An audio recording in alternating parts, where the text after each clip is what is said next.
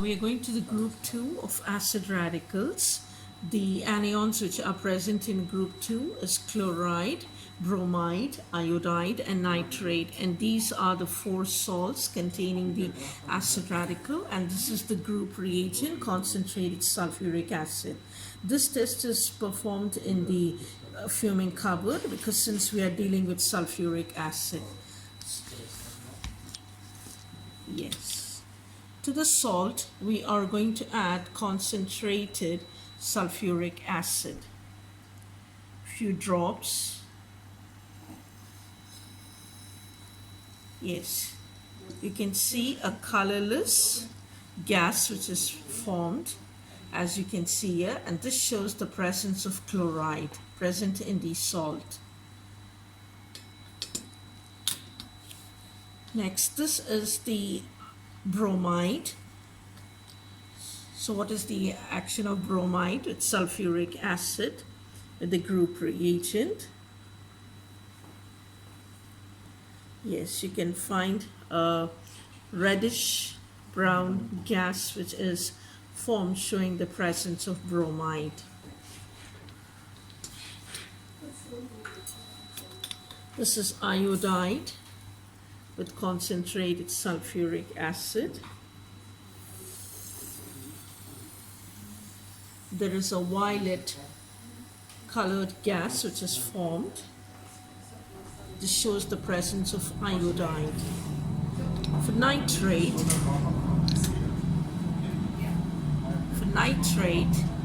when we treat it with concentrated sulfuric acid, there might be not any reaction, there will be no presence of any gas, but only on heating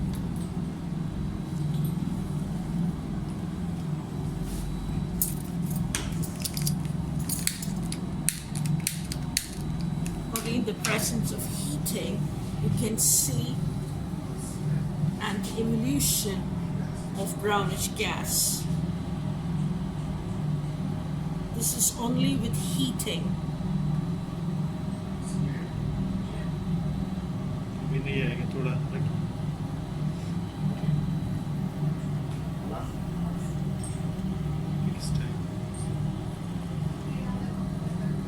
Yes, you can see the sides of the test tubes.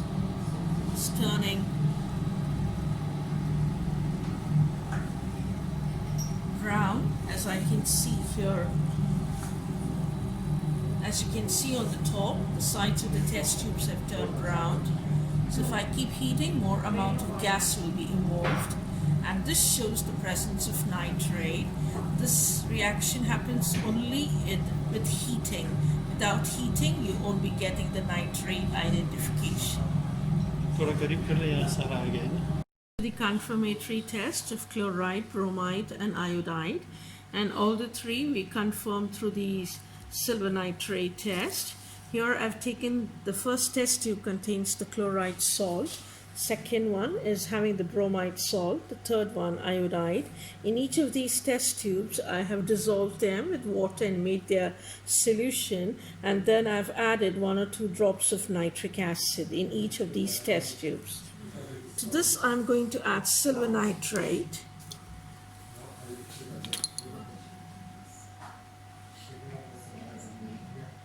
Yes, there is a white precipitate which is formed. Shows the presence of formation of silver chloride.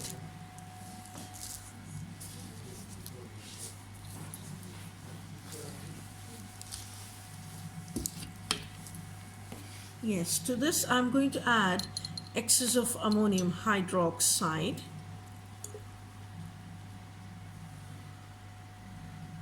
So that the precipitate which is formed will become soluble in ammonium hydroxide, as you can see here. So this shows the presence of chloride. This is with bromide. I'm adding silver nitrate.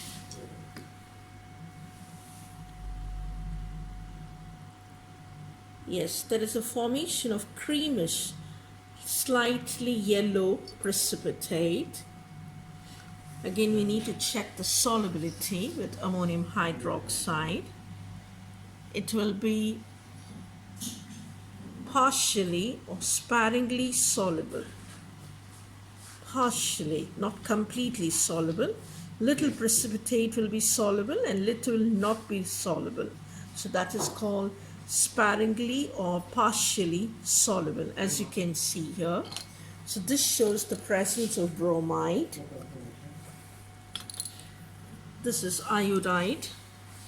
To this, this already contains the salt solution plus nitric acid. To this, I'm going to add silver nitrate. There is a formation of yellow precipitate, as you can see here. And this, when I add ammonium hydroxide, it will be completely insoluble. The precipitate will not at all be soluble with ammonium hydroxide.